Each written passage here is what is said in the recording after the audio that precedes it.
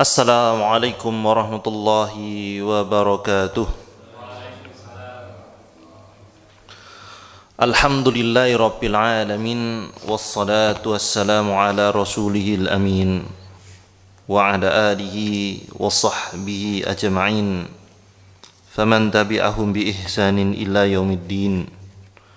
Asyhadu an la ilaha illallah wahdah wa ashhadu anna Muhammadan abduhu wa rasuluhu la nabiyya ba'dah.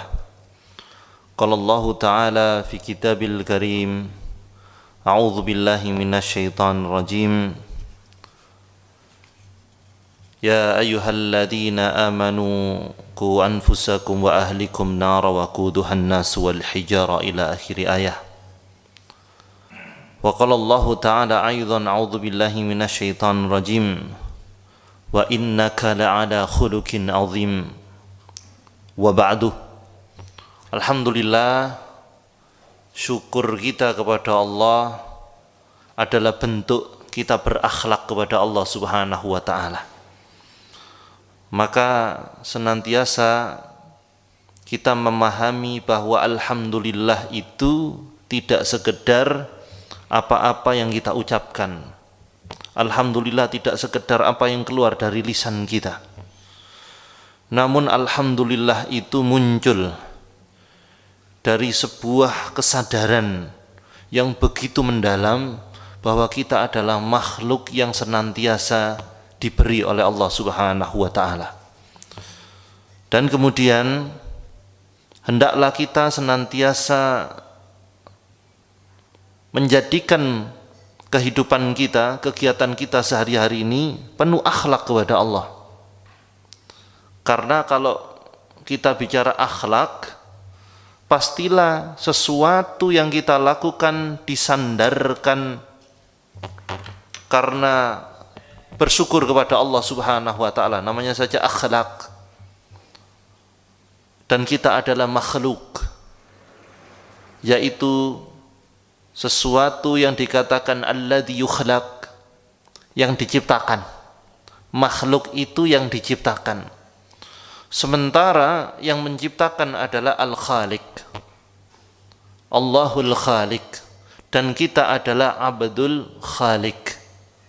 Ada yang namanya Pak Abdul Khaliq nama badannya? Ada. Iya, khawatiran nanti loh aku diceluk gitu. Abdul Khaliq, hamba dari yang menciptakan. Nah, hubungan kita sebagai makhluk dengan Allah, termasuk hubungan kita sesama makhluk, itu harus terbingkai dengan aturan-aturan dari Al-Khaliq, yaitu akhlak. Kalau kita berbicara akhlak, karena kita membahas salah satu risalah tentang akhlak. Kalau kita berbicara tentang akhlak, maka yang kita ingat atau yang kita sadari adalah budi pekerti kita sebagai manusia. Akhlak yang baik. Kalau ada kata-kata akhlak yang baik, mungkin secara sederhana kita menilai, oh dermawan, ikhlas. Setelah itu tidak boleh iri dan lain-lain. Hal-hal itu. Tapi jika pembahasan akhlak itu kita sandarkan kepada manusia yang benar-benar dijamin akhlaknya baik, yang dididik langsung oleh manusia terbaik, yang dimana Allah memuji kepada manusia terbaik yaitu Nabi SAW dengan akhlak yang begitu agung. Wa innaka la'ala khuluqin azim. Karena Allah Subhanahu wa ta'ala memuji satu-satunya makhluk dengan khuluqin azim. Wahai Muhammad, sesungguhnya engkau sallallahu alaihi wasallam memiliki akhlak yang azim, akhlak yang agung, bi khuluqin azim, akhlak yang begitu agung. Tidak ada loh di dalam Al-Qur'an yang dipuji akhlaknya begitu agung kecuali Nabi alaihi salatu wasallam. Nabi Ibrahim kah yang Khalilullah, apalagi nabi yang di bawahnya kedudukannya yang selain Khalilullah. Itu tidak akan ada pernah pujian itu kecuali kepada Nabi kita, Nabi Muhammad sallallahu alaihi wasallam. Lah kalau beliau dipuji dengan akhlak yang terbaik, bagaimana kalau kita melihat didikan langsung dari beliau sallallahu alaihi wasallam. Yang dididik langsung oleh beliau jelaslah para sahabat Nabi. Yang dimana kalau kita membaca akhlak-akhlaknya mereka radhiyallahu anhum ajma'in, rasanya kayak lihat film, Pak. Kalau lihat bagaimana risalah yang menyebutkan sejarah akhlak-akhlaknya para sahabat, itu rasa-rasanya kok ada ya manusia kayak gini nih. Andai kan dikatakan ngarang, ya enggak mungkin, karena satu-satunya agama, satu-satunya bahkan etintas yang memiliki metodologi yang begitu lurus, begitu kenceng untuk memisahkan ini perkataan Nabi atau enggak, itu hanya kita, hanya Islam. Di agama lain enggak ada itu. Ilmu hadis enggak ada. Itulah kenapa di saudara kita sebelah tercampurlah perkataan murid, perkataan manusia dengan firman. Tercampur, mereka sendiri yang mengatakan itu. Nah, maka kita melihat mereka orang-orang soleh terdahulu itu begitu luar biasa dalam akhlak. Di masjid yang lain itu kami ngajar fikih sirah terkait dengan sahabat Nabi.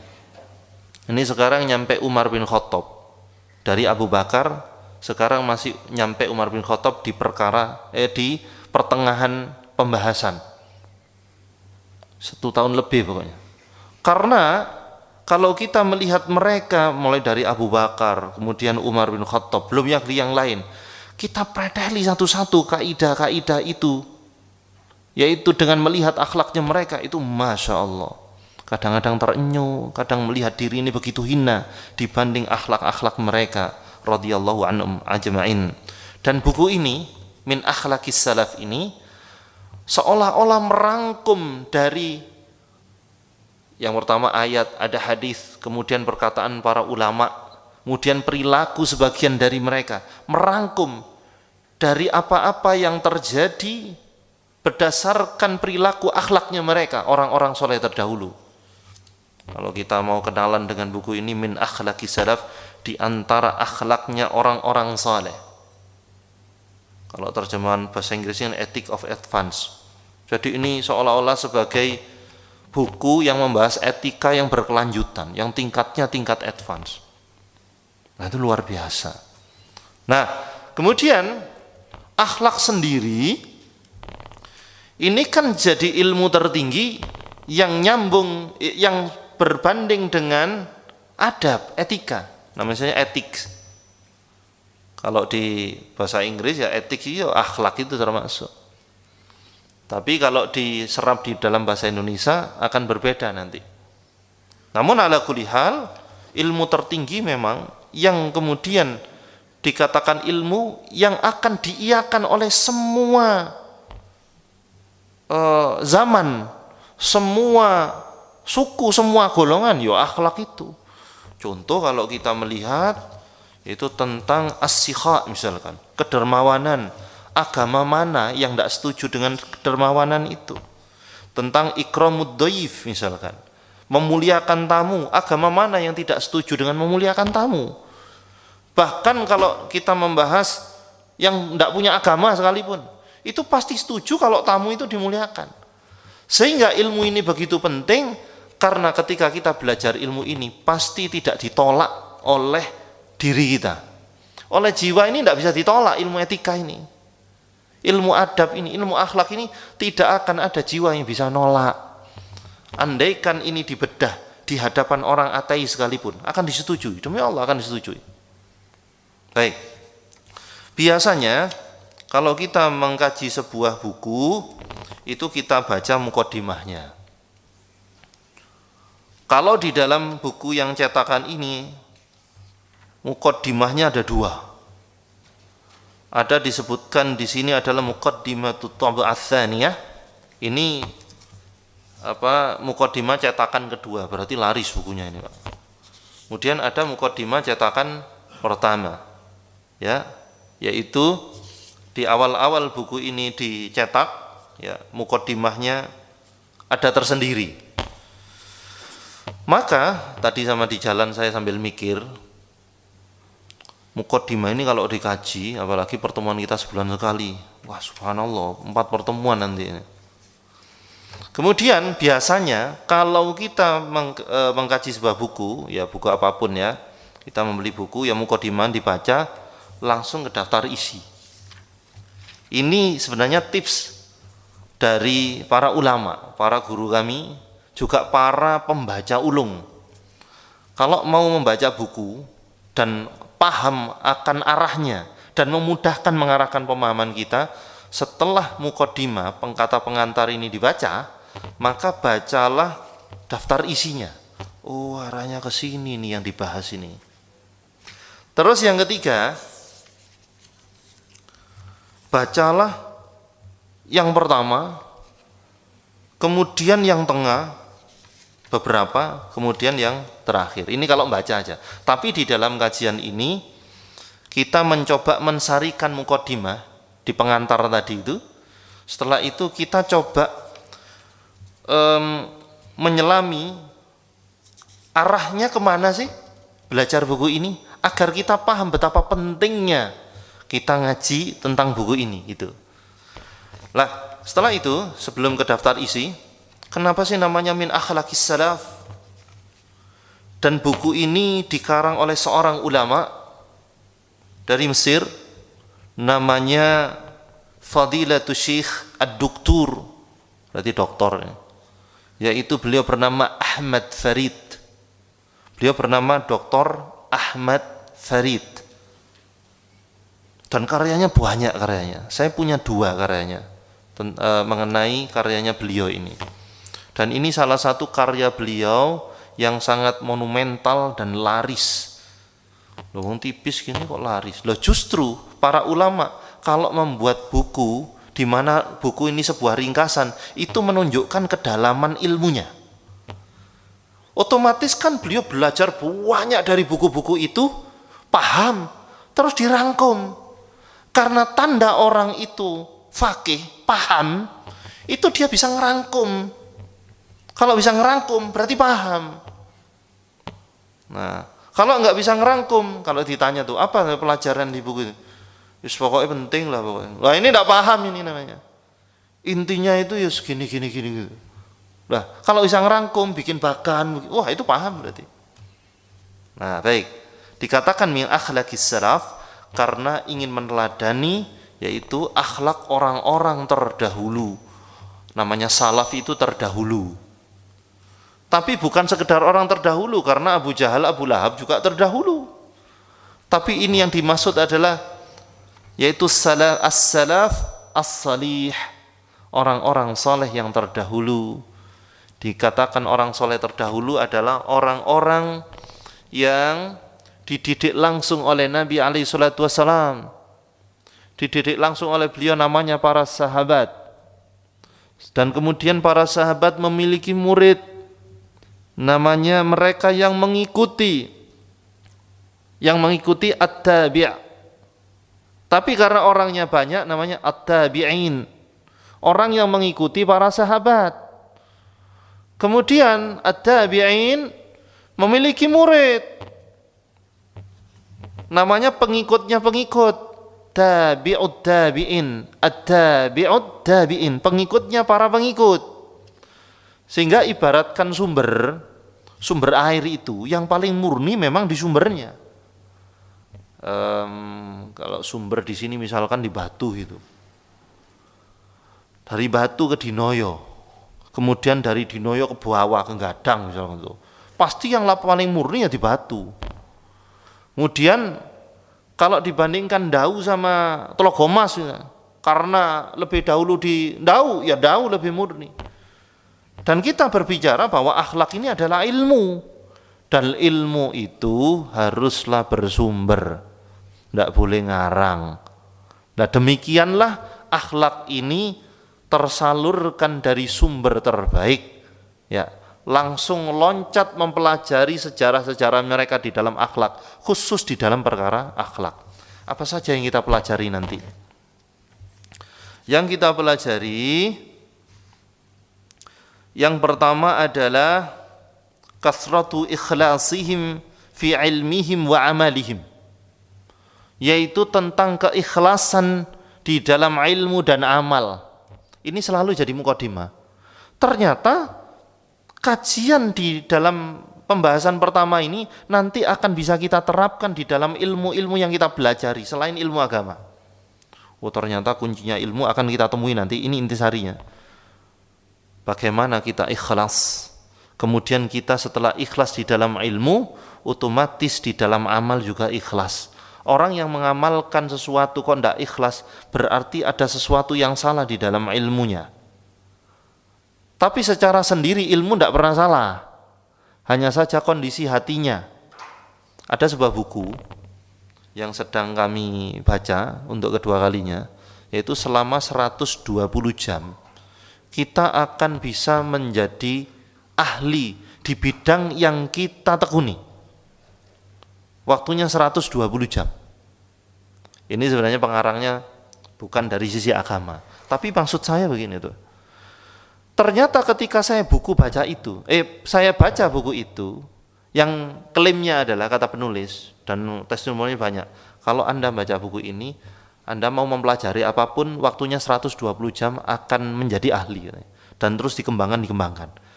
Ternyata isinya ada di sini. Intisarinya itu. Di tentang pembahasan yaitu kathratu ikhlasihim fi ilmihim wa amalihim.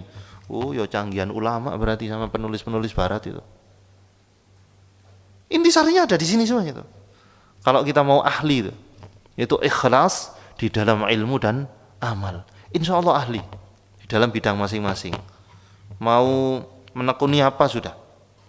Ya, dan insya Allah karena ilmu ini penting akan bisa kita ajarkan ke anak-anak.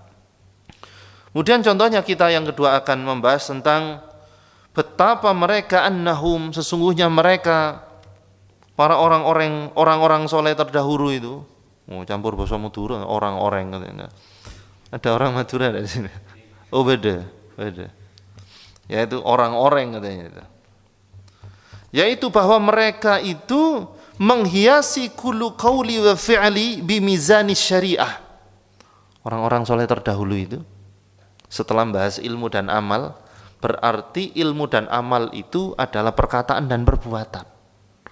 Dan terhiasilah perkataan dan perbuatan mereka dengan timbangan syariat. Kalau tidak ada perkataan yang tidak ada timbangan dari syariat, ya tidak indah sama sekali. Sehingga benar-benar menakjubkan apa yang mereka lakukan. Ya, terhiasi dengan perkataan dan perbuatan yang berdasarkan timbangan syariat. Yang poin 3 itu, ini penting. Sangat penting. Memang cuma satu halaman, tapi sangat penting. Membahas tentang kathratu tafwidihim ilallahi ta'ala fi amri anfusihim wa auladihim. Ini tentang bagaimana akhlak mereka banyak berserah diri. Kathratu tafwidihim, yaitu berserah diri ilallah, kepada Allah subhanahu wa ta'ala.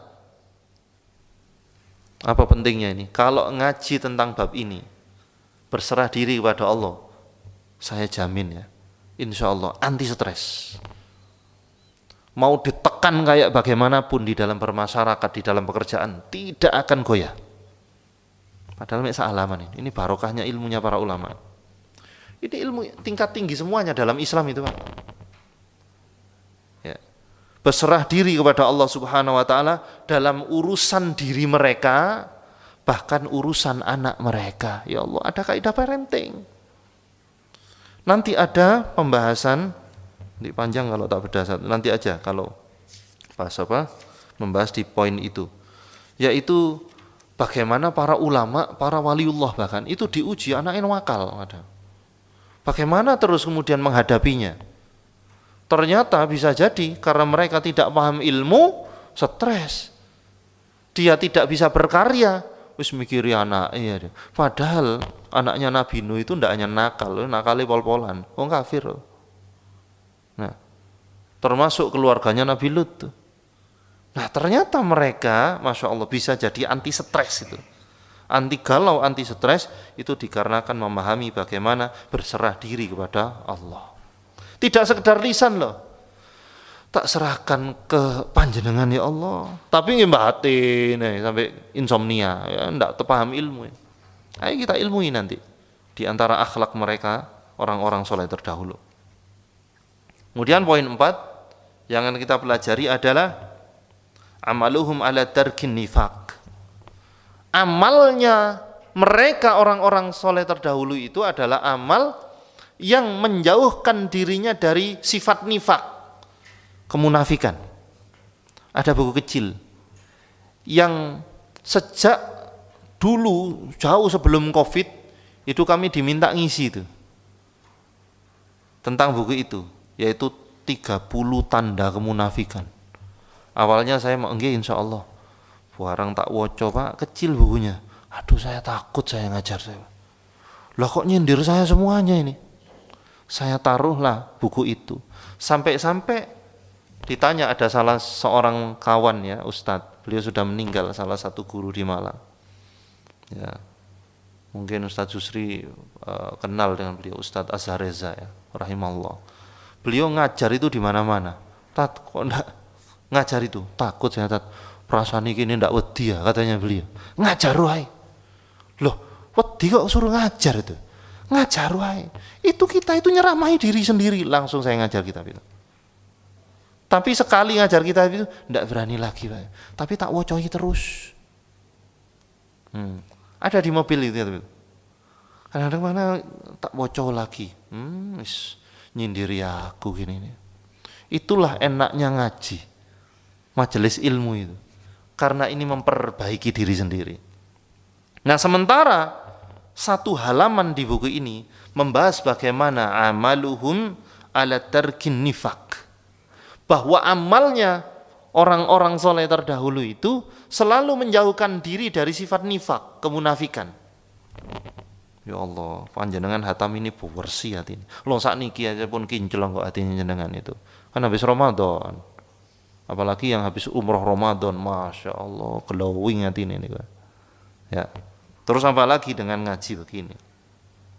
Mereka menjauhkan itu, baik yang dikatakan bihaisu tastawi syariratihim wa alaniyatihim. Baik itu secara perbuatan yang tersembunyi, atau kemudian perbuatan yang alaniyah, yang terang-terangan. Sehingga satu halaman di bab ini membuat apa yang kita lakukan, yang kita amalkan bisa sama dengan apa yang di dalam hati. Loh, keren buku ini. Luar biasa. Makanya kalau meninggalkan perbab dari pembahasan ini kita rugi betul. Baik, kemudian yang kelima luar biasa. Yaitu bab tentang kesabaran tapi spesifik. Orang-orang soleh terdahulu itu kasratu sabrihim ala jauril hukam. Betapa banyaknya kesabaran mereka orang-orang soleh terdahulu dari penindasan al-hukam, dari penindasan umarok pemerintah. Cocok enggak sih pembahasan ini? Ya selalu cocok dimanapun. Bukan berarti soalnya saya nyebut ini barusan ada 4 panjenengan yang gini. Mungkin apa terwakili gitu maksudnya. Kita enggak ada penindasan di sini. Buktinya kita aman-aman saja kok. Enggak ditembaki. Tapi kok kayak merasa terwakili ya. Yaitu hijauril hukam. Langsung gini tadi 4. Ada 4 ayahanda saya yang gini. Wah, cocok itu. Enggak, sebenarnya orang-orang soleh terdahulu justru kalau ngomong penindasan lebih nemen itu. Sangat-sangat nemen. Makanya di buku ini ngomongin akhlak tapi tidak sekedar redaksi. Ada sebenarnya kitab akhlak yang sekedar redaksi. Namanya matan. Ini untuk anak-anak pesantren, untuk dihafalkan. Ini juga kitab akhlak, Taisirul Khallaq tuh. Fil ilmi al-akhlaq, fil ma'ahid diniyah, al-ilmiyah, al-islamiyah. Lah ini matan. Matan itu redaksi-redaksi kayak gini tuh. Tapi di buku ini kayak wonten ceritoe. Ya memang bukan kayak, memang ada ceritanya dan bukan cerita dongeng, sejarah. Oh gini prakteknya. Inilah menariknya buku ini. Ada aspek fikih sirah. Baik itu sirah Nabi, sirah sahabat dan sirah para ulama. Itu kerennya tuh. Jadi telling story-nya itu ada. Sabarnya mereka ketika menghadapi penindasan. Pentingnya kita belajar ini dan kemudian kita memahami betapa mereka luar biasa sabarnya. Sabar bukan berarti mau meneng ngecep dikamplengi meneng bebadan. Tapi bersikap elegan. Amar ma'ruf nahi munkarnya elegan sehingga panjenengan berdiri di negeri kita ini merasa receh ngono. Pajakmu ndak receh. Walaupun sebenarnya ada hal-hal yang perlu dibahas. Sehingga melihat permasalahan, oh ini dok sudah. Oh ala undang-undang yang dipelintir misalkan gitu. Ndak seberapa dengan mereka yang benar-benar mengalami penindasan. Bapak-bapak yang saya muliakan, semoga Allah memuliakan panjenengan dan ibu-ibu di rumah yang lagi ngenget jangan insyaallah. Wallahu a'lam. Lah itu ya, ketika kita melihat betapa sabarnya mereka, Masya Allah, kita merasa hidup ini andaikan ada gangguan tidak ada apa-apanya. Qasatu sabrihim ala jawril hukam. Kemudian ada satu akhlak lagi. Sebentar. Sebelum saya lanjutkan.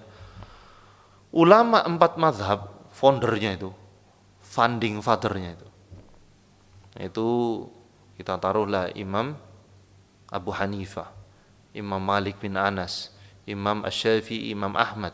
Itu semuanya mereka pernah dipenjara. Imam Ahmad bin Hambal itu sampai dimasukkan penjara dan disendirikan berdua-duaan, kencan dengan singa lapar. Agar apa? Agar dimakan. Sampai segitunya loh.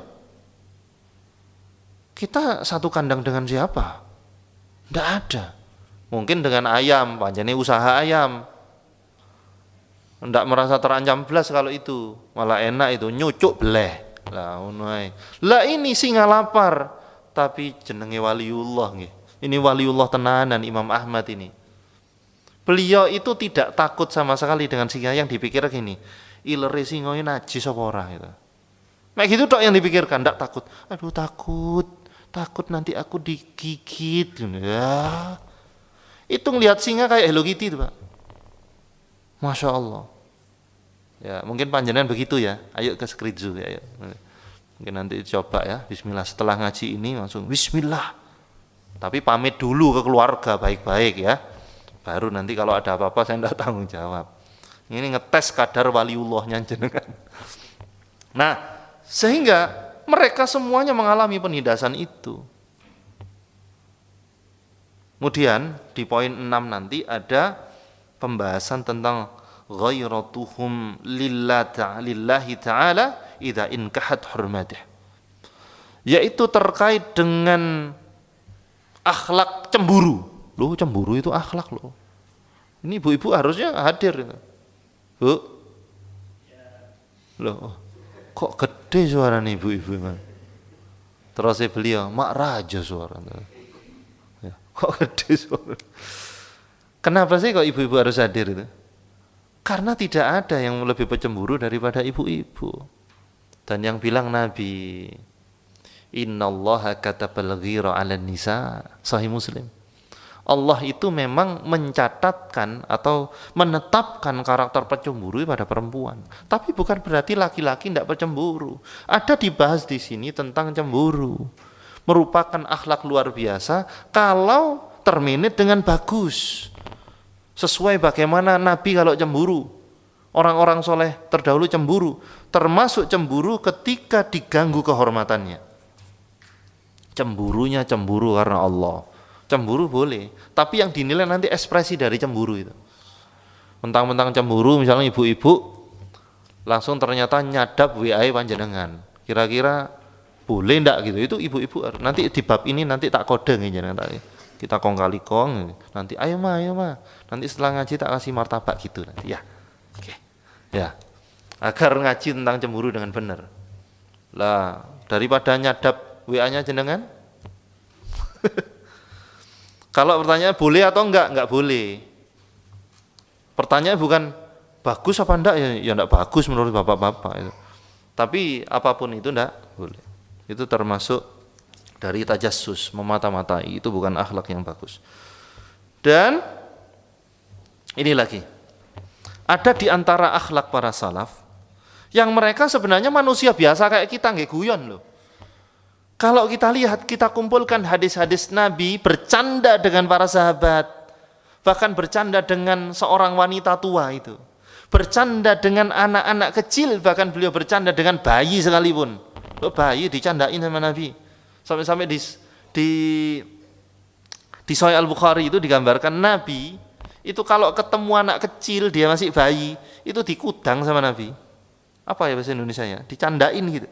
Sampai-sampai dikatakan dalam riwayat itu, kata Anas bin Malik, sampai-sampai terjulurlah lidahnya Nabi untuk mencandai bayi tadi. Masya Allah. Ya suka bercanda Nabi itu. Tapi canda yang bagaimana? Makanya di sini ada adab-adab terkait bercanda. Akhlak terkait bercanda. Guyon, batasannya gimana guyon? Apalagi kalau bapak-bapak ya, itu tidak peduli umur bapak-bapak itu. Walaupun umur 70 itu candanya ya Allah. Kalau di kampung kami walaupun umur 70 candanya luar biasa. Plorot no sualinya Pak. Saya jadi ingat perkataannya Dr. Aisyah Dahlan itu kan, beliau kan praktisi otak ya, ahli otak dan psikologi. Makanya laki-laki itu selamanya iya, enggak tega saya ngomong gitu. Karena di sini otaknya otak bermain. Suka permainan. Makanya hobinya ya modifikasi gitu. Sudah umur 40 50 wayangan. Lah bapak-bapak, ibu-ibu ada kah yang umur 60 bekelan gitu? Bendan encok. Tapi laki-laki seneng main. Tapi jangan main perempuan gitu, yang main yang lain. Tapi senang permainan, game itu senang gitu. Nah, sehingga di sini ada bagaimana akhlaknya mereka, qillatud dhahak. Bercanda tapi tidak boleh terlalu banyak. Karena orang-orang soleh itu tertawanya sedikit. Ya kayak kita pengajian lempeng-lempeng ayo ndak sip. Wonten guyone lah didik-didik. Bukan berarti kami ndak bisa guyon tok, bisa, Pak. Tapi nanti keberkahan majelis ilmu ndak ada. Lek suruh guyon, ya Allah. Kami ini seneng guyon, dari TK wis seneng guyon. Makanya saya kalau khutbah Jumat itu khawatir guyon saya. Wallahi itu takut saya. Karena 2 kali pernah terjadi di awal-awal kok otomatis lucu gitu. Aduh. Lah wong khutbah Jumat ini protokolnya harus resmi dan koyok mimpin perang kok. Waduh, ini takut saya. Bukan berarti kurang lucu ndak koyok sing ndek panggung gede. Loh bisa ayo kalau mau guyon. Tapi nanti ndak berkah. Ilmunya ndak jadi berkah kalau guyon tok. Lah kami husnudon secara fikih dakwah yang pakai panggung besar karena yang dihadapi orang-orang yang bukan seperti jenengan. Yang ndak mau ke masjid kejak guyon ae wong-wong ini sudah. Itu. Tapi ndak boleh terlalu banyak tertawa. Baik apalagi di dalam majelis. Terus terang itu yang kadang-kadang saya dijawil istri saya kalau kumpul teman-teman. Aduh, selempeng lagi bahas ayat gitu tuh. Itu penting kita memahami bagaimana fikihnya guyon. Karena mereka semua qillatut dhahak wa adamul far bi syai'in minad dunya. Mereka kalau berurusan dengan kesenangan dunia tidak berlebihan. Siapa sih bapak-bapak ini yang tidak senang mobil itu? Semuanya senang mobil. Mobil ada yang pencinta Mazda itu.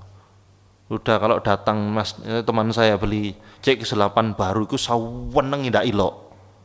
Tapi harus direm, ini kayak dunia. Karena setahun lagi ndak menyenangkan, pajaknya larang. Kemudian spionnya puklek titik. Lah wis. Pajak 5 tahunnya. Ini Indonesia ini. Avanza terbaru aja pajaknya segitu tuh dibandingkan dengan Thailand jauh lebih murah tuh. Nah, jadi masalah dunia itu biasa, senang biasa. Oh, COD-an sepeda untuk goes, ya, alhamdulillah gitu tak sudah. Tidak boleh berlebihan. Ini mereka menyontohkan, Pak. Luar biasanya kita seolah-olah melihat video rekaman perjalanan hidup mereka. Kalau masalah dunia senangnya biasa. Tapi kalau masalah ibadah bisa sampai nangis. Bagaimana mereka bahagia ketika tawaf? Loh gitu loh. Ini tawaf di mall terkecil di dunia aja di Desa Malang senangnya luar biasa. Jakartanya orang Surabaya itu. Aku lagi di mall terkecil di dunia, gitu. Di desa Malang guys, mogel. Tapi ya enggak apa-apa, biasa aja, wong dunia aja kok. Biasa aja. Baik. Kita dapat panjenengan bisa beli HP iPhone Pro Max 21 ya, padahal pabriknya belum bangun, panjenengan rancang sini. Biasa aja. Nanti kalau dicolong ya sedih kok. Kalau masalah dunia biasa saja. Oke, itu akhlak mereka. Tapi kalau perkara akhirat, Masya Allah, bahagianya luar biasa. Sehingga kita bahagia itu terarahkan. Kita bahagia aja butuh diajari itu. Ini bukunya nanti. Ada lagi pembahasan tentang tamannal mauta idza khafu ala anfusihim. Yaitu bagaimana mereka menyikapi mati. Mereka itu senang mati, Pak. Orang soleh terdahulu itu senang kematian. Tapi kematian yang diharapkan husnul khatimah. Tapi mereka kan masalah dunia biasa, bab sebelumnya, runtut babnya. Mereka ketinggalan satu pertemuan rugi. Ini direkam nih. Oh, nanti bagian kalau bisa ngelihat ulangnya bisa nggih? Oh bisa. Ya. Baik. Maka yang sempat ada pas jadwal ngaji kita kayak gini nih, kok kebarengan dengan tanda tangan tender 5M. Nah, itu kan bingung panjenengan. Aduh, endi sing dipilih iki? Nanti digeser habis sisa ndak mau mereka. Ya sudah, monggo ditandatangani. Nanti kalau lek badi kan ya masuk masjid juga kan gitu ya. Lah kemudian nanti bisa dilihat rekamannya. Oh ini. Kita ketinggalan satu aja rugi betul. Saya setuju. Nah, bagaimana mereka menyikapi kematian? Ini bermanfaat bagi seseorang yang sangat mencintai dunia. Mau meninggalkan dunia itu juga rasanya kok antep rasanya. Padahal dunia tempat meninggal, bukan tempat tinggal. Nah itu kita menyikapinya demikian. Nah ada orang-orang itu rasa takutnya tidak kepada selain Allah.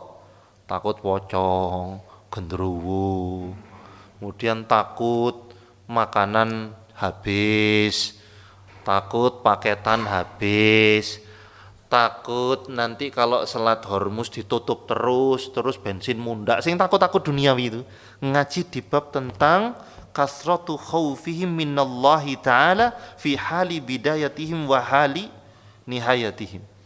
Yaitu rasa takutnya mereka itu terarahkan dengan baik, bahwa takutnya mereka hanya kepada Allah.